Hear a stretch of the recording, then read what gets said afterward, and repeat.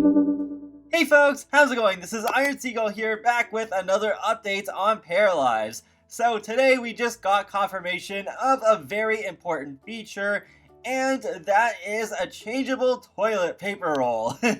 So, yep, you can click on those arrow buttons to have the toilet paper go over or under. Of course, only one of these is the actual correct way to do it, but yep, the option is there. The Sims 4 does have this option as well, so it's not like this is another one of those things that Paralives has that The Sims doesn't, but still, it's really cool that this is put in there because I know this feature is important to a lot of people, so it is good that Alex Bosse is listening to the fans and just really focusing on those important little details.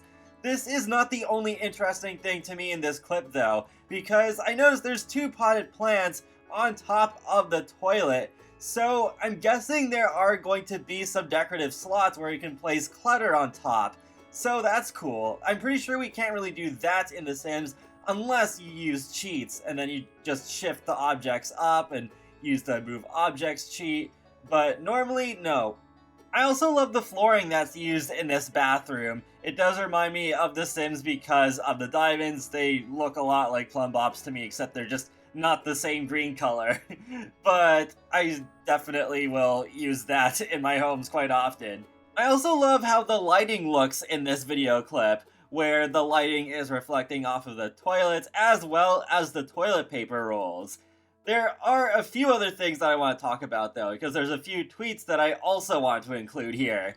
So when Christopher Wilson asked, can we create multi-purpose lots in this game? Alex replies saying, not at the moment. I really hope they can be put into the game at some point. You may have actually seen the video that I did on Monday, which was an episode of my Sims 4 wishlist where that was precisely what I was asking for. I think The Sims 4 is really needing it the more and more that we're getting smaller worlds that don't really compare to the number of lots that we got in earlier worlds like Windenburg and San Myshuno.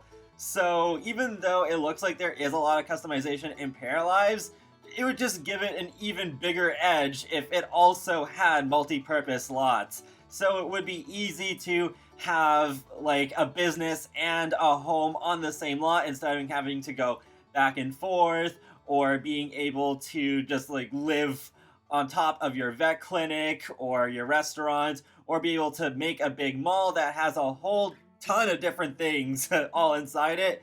So it would just add a lot more flexibility to the game. Moving on to the topic of finances, Caramelli asked, will there be any deeper financial aspect of the Parafolk lives, like loans, executions, bills, taxes, lottery, lease versus ownership? And Alex says some of these elements will be there. More details on that later.